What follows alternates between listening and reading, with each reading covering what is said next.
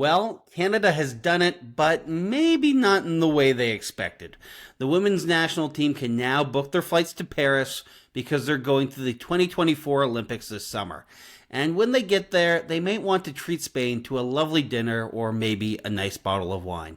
Chelsea Leite has been following the tournament. She's the editor-in-chief of Raptors HQ. Chelsea, we're recording this on Sunday just after the games. Chelsea, how are you feeling right now? Just a mix of so many emotions. I mean, I was watching the end of the Spain game and just like shaking and, getting emotional and having goosebumps because I was like, this is absolutely such a wild way to get into the Olympics. But just now that it's kind of the adrenaline settling down, just like so happy for this program and so happy that they can book their ticket to Paris. It was a rocky week for sure, but by the fates of the basketball gods, they are in the Olympics. So I'll recap for everyone here. The Canadians started the tournament strong with the win over the home team, Hungary, but they lost two hard-fought games against Spain and Japan, leaving their fate to the results of Spain versus Hungary. If Spain won, Canada gets the tiebreaker over Hungary, and it would send them to Paris. But if Hungary won, it would be over for the Canadians. Now, that's what it looked like was going to happen. Spain was down by 22 at one point, and then they came back by one and defeated Hungary by one, meaning Canada, as we said, now on its fourth trip to the Olympics in a row. Is this how you expected the tournament to go? Honestly, no. I mean, it was a little bit discouraging to hear that Kia Nurse was injured. That was a huge blow to Canada, especially like in their backcourt. But honestly, I did expect the games to be really close. Don't get me wrong. I feel like what people don't understand, especially with the women's international game, is how much parity there is now. Like the teams and even the current rankings maybe aren't that definitive over the talent. I mean, Hungary was ranked 19th going into this tournament. And so I knew the games were going to be tough, and but maybe didn't expect Canada's fate to have to come into another team. So that's the part that kind of shocked me, but I did expect this tournament to be really tight. And, just happy it ended up working out for us in the end. Yeah, we've gotten used to a bit of a certain level of success from the women's program. What do you think it was about this tournament? We mentioned the two hard-fought losses. What was kind of the difference maker you think might have made it help put Canada over the edge in those games? Or was it just the fact that they're missing one of their star players in Kia Nurse? Yeah, I mean, the thing that Canada struggled with all week was their three-point shooting and their, shooting from distance in general.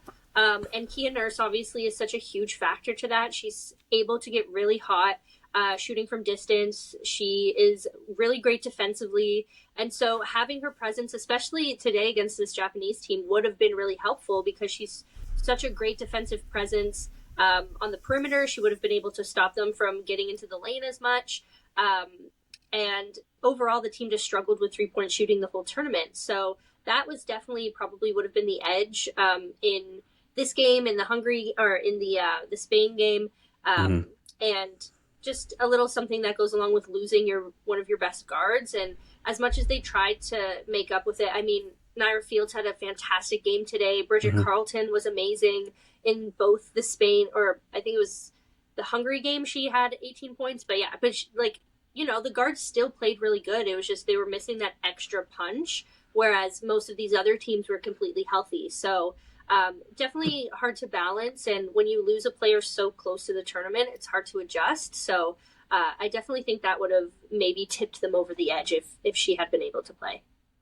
Yeah, because they had assumed she was going to be with the team. I mean, she was with the team, but sustained the injury in training camp. That's so close to. It's one thing if you know ahead of time, you can kind of game plan for it. Yeah. But yeah, that close to it, it's hard to handle that. And like you said, they did have players who stepped up, which was huge, and speaks to, I think, the depth of the Canadian program there, that they were able to still, put up really great games against some of the top countries in the world. Yeah. Yeah, I mean, there's so much talent coming up in Canadian basketball. You saw even a bit of it this tournament with Sila Swords. She's 18. She's still in high school.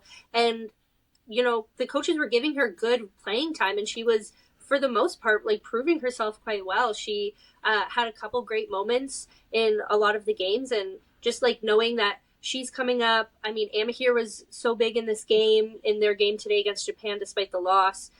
They have Aaliyah Edwards, who wasn't with them because she's with UConn right now.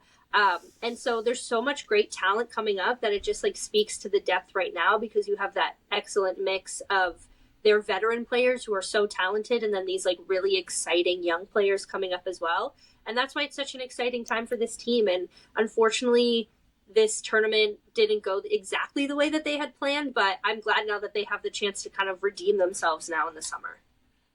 And you mentioned those young players. One of the really interesting points they made on the Sportsnet broadcast is, Silas Swords isn't getting minutes these aren't development minutes. This isn't, let's help improve her. This is the coach saying, I trust her right now in these huge games, which is pretty huge to say about an 18-year-old. Oh yeah, and she's so good. Like, she had a moment, I think it was in the Spain game, where she just she made a huge layup, and she's so confident. And I mean, she's absolutely thriving as a high school basketball player.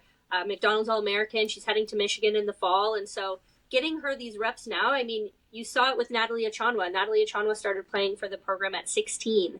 And now look where she is. So it's just like getting you excited for the next like decade and even more of what this program is going to show us. Another one of the stars for Canada over the weekend was Kayla Alexander. I think it's fair to say she was probably the top player for Canada in this tournament. Doubled every game. No one could stop her, especially in the paint against Japan. Like, they just had no answer for her. Really, their only answer for her was making sure she couldn't get the ball and making sure there was so much pressure on the guards that she just couldn't get the ball. But what impressed you about her play?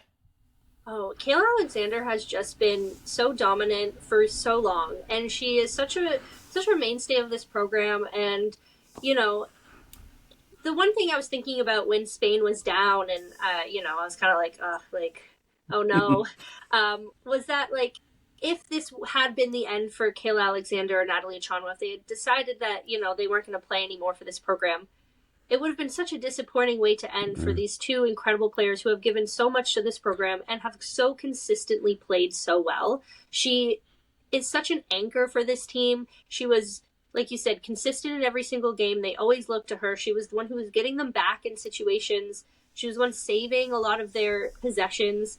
And it just makes me so happy that now, again, we get to watch her play a little bit more, and, that they've seen success with her, because she just deserves it. And she's just a great player, and so exciting to watch, and so dynamic on the floor. And hopefully with a couple more of the pieces they'll get in July and August, maybe she'll get a little bit of help, but at the same time, she's so good at leading this program that you never really have to worry about her. Was there anybody else who she was the biggest name, I think, for most people watching, but was there anyone else who really impressed you throughout the tournament? Yeah, I mean, Bridget Carlton did amazing today. She really turned it on and was really trying to bring that energy for the team. And I mean, she's one of those players that just comes alive in FIBA basketball, international basketball. I was extremely impressed by Natalie Achonwa. I mean, if you were familiar with her story, she hasn't played much in the past couple of years because she was pregnant and had her child. And so to see her come back and have such a presence on this team as well, I mean, she was doing fantastic. She was in double-digit, rebounding or points for a lot of the games. And so just seeing her come back and be so strong also was incredibly impressive. And Naira Fields as well. I mean, she was just playing so hard today and trying to give everything she had to the team. And so I was really impressed with her as well. And, it just proves that like it has to be a full team effort, especially in these really tough international battles, because there's so much talent and every country has a full bench full of professional players that are so good. And so, yeah, I feel like everybody kind of had a piece this week. Everyone kind of had their little moment to shine. I mean, Sammy Hill had a great and one today, was great on defense in the Hungary and the Spain game as well. So, it's nice to see when everybody kind of gets a piece. We've now had 2 years of Coach Victor LaPena as the head coach of the team. We had him on the podcast just a couple weeks ago, getting ready for the tournament. Obviously, a very passionate guy. I'm sure he maybe sent some thank you notes to his fellow Spaniards following the game today.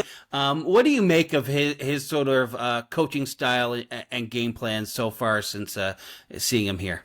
Yeah, I think he's brought a lot of energy into this roster. I think that he provides a lot of really great international experience. I mean, coming from Spain, like we watched today, it's a very resilient, very tough program, and I think bringing that grit and toughness to this team was really what was needed. And I mean, we saw a few times in the tournament Canada just like scrape back from these deficits and be able to come back, and that's such like a strong trait to have. The worst thing is when you get into a deficit and then you just kind of lose hope and deflate.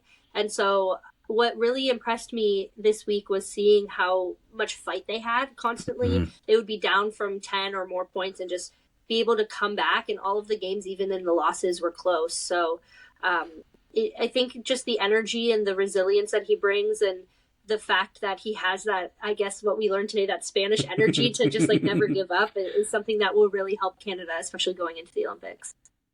Now we've got 5 or 6 months. I don't want to do the math on hand and embarrass myself. 6 months, I think, before the. Yeah, I'm not gonna trouble people with that. I'm a journalist, not a mathematician. Yeah. That's why we get into this. But they've got some time now to work on their game. What do you think they need to really focus in on as they prepare? Because they're still a team that can make a big run, despite this disappointing, we'll say, performance results, I guess, at least in the tournament here. They're still a team that could really compete, I think, at the Olympics. What do you think it is that they need to focus on going forward? Yeah, I mean, a lot is going to happen in the next few months. A lot of the players are going to head back into professional play, or, their seasons are going to end. It's kind of, we have that weird switchover happening between the European season and the WNBA season coming up. But I think just figuring out starting to figure out the roster, who's exactly going to be there. They're probably going to add at least Aaliyah Edwards, I would assume, will join the team for Paris.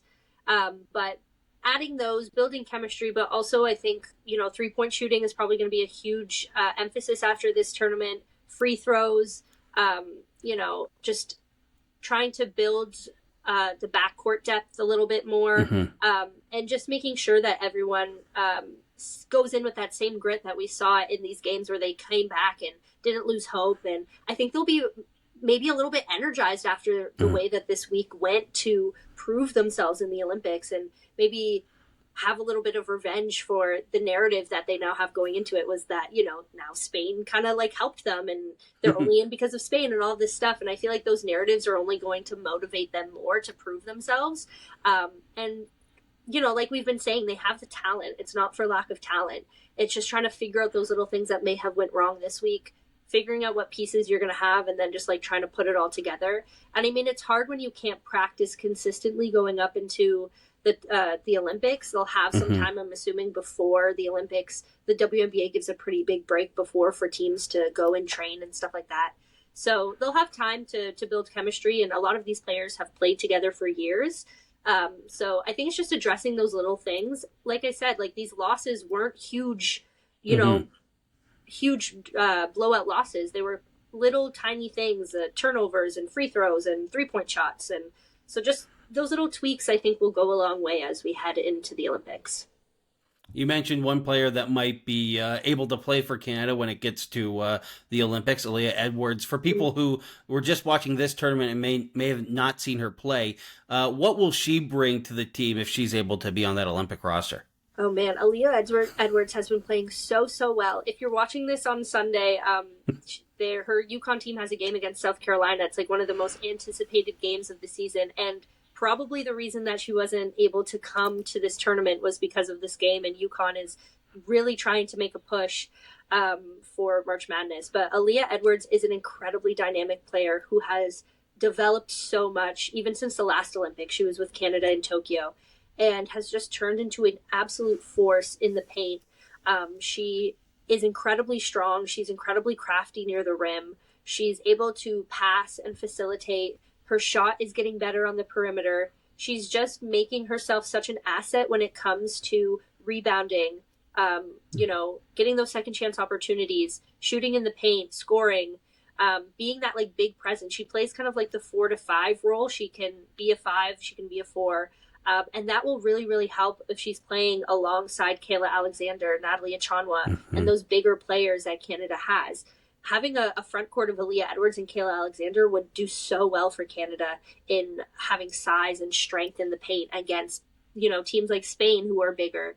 Like, Hungary was bigger. We won't see them, obviously, in the Olympics. But teams like that have like bigger lineups, Aaliyah Edwards will help bring that size to the team. And she is just putting up career points. It's currently unsure if she's going to declare for the WNBA draft or use her final year of eligibility in college. But either way, she's just playing the best basketball of her career. And that will definitely help boost Canada going into the Olympics. And so as we think about the teams we might face, you obviously mentioned Spain there. Team USA is obviously always going to be the best team there. Who else are going to be the teams that, Canada's going to have to, plan for and get ready to compete against? Who are the top teams people should be ready for? Yeah, I mean, you think back to the World Cup where Canada got 4th place and had an absolutely incredible run at that tournament. Australia is a huge one. They just made the Olympics at their qualifier. They have a lot of players in the WNBA, a lot of strong players, a really good league in Australia. So they're big too. Like they have a lot of big players. So that's always going to be a tough one. Japan, like we saw today, is a tough one. Japan won silver at the last Olympics. And so they're just a growing program. China is a huge program that is growing in, both, world notability and skill as well. I mean, obviously you have Team USA who's going to come in every time with their, Hall of Fame lineup, and that's going to be difficult for Canada. And then, then there's those little teams that kind of come in and kind of shock you with how good they are, like Hungary in this tournament. And so, I'm not sure if Brazil is going to make it. They're kind of one on the edge as well. And so there's those like, dark horse teams that always come in and maybe they have a player that's coming up and, makes a huge run for the team. And so those big players like Australia, USA, China, Japan, all of those are going to be a lot, but also you have to think about those other countries that have some talented players coming up. We mentioned how Canada's been now. It's going to be their 4th trip to the Olympics. They've got some experience there. They've got some, as we said, some more experienced players. They've got some younger players. Where, if you were giving advice to fans who are getting ready to watch the Olympics, where would you set the expectation for where Canada could be?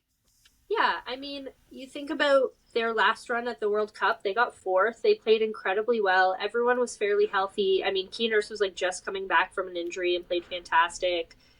Natalie Achonwa, unbeknownst to us, was pregnant at the time. Yeah.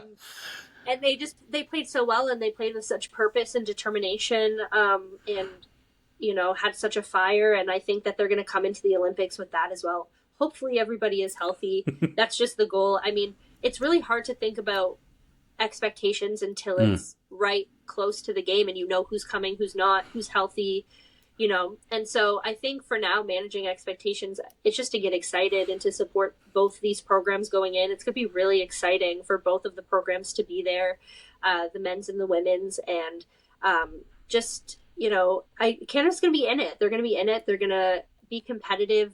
Don't count them out. I mean, there was people counting them out today. And they have a shot to make the podium, I think. I mean, I believe in this team and these players. And I think based on how they performed at the World Cup and where they are now, I do think that they have a chance to compete. So, I mean, I would say get excited and support the team and make sure that you're showing love so that they can feel it while they're there. And I mean, tournaments like this, where it's a lot of round robin and then single eliminations. Yeah. It just takes one player, getting hot or a few players getting hot. I mean, I think about Bridget Carleton. She played well, but didn't have her best shooting tournament this time. If she can, catch fire, if someone like Kia Nurse can catch fire on top of the consistency you've seen from Achonwa and Kayla Alexander, there's some real potential there, and they've got that experience. So I think it should be a really exciting time. And just so nice to know now. I was thinking about, oh man, like halfway through that Spain game, like, this is it. That's really too bad. But now we've got an Olympics where you get to watch the men's team compete. You get to watch the women's team compete. You can watch some of the 3-on-3. Canada's got a great 3-on-3 program, especially on the women's side. That's going to be exciting to watch. So just a good day here in Canada for basketball, I would say. Yeah. Yeah, for sure. It's an exciting time and era in basketball. I mean, we all followed the men's World Cup tournament. We're following the women's, and I feel like every tournament we have, like more people are invested, more media coverage happens.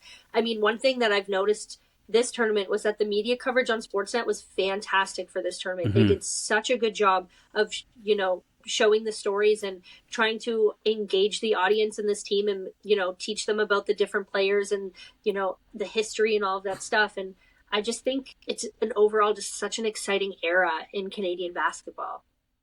How important is that to have it not just covered and like put on TV, but covered in such a strong way, not only from Sportsnet, but from like what you do, what we do here, like all that stuff. How important is that to make sure that people are aware of, like, I mean, this was amazing basketball all tournament long. If you tuned into any game, you got a fun competition regardless of the result. Yeah, it's so important. The one of the biggest ways that we can grow the game, whether it's international basketball, WNBA basketball, women's sports in general, is telling these stories. And I think that sometimes people discredit the effect that storytelling has on, growing this game and growing women's sports. But in the end, that's how people get invested. It's how they learn to love and support these players, is learning more about them and knowing what motivates them and what they're fighting for and what it means to them. And so I think it's just makes me really happy to see the coverage increase. Talking to the players, they feel really supported when more stories are being told, and they're really excited about the fact that there's more coverage.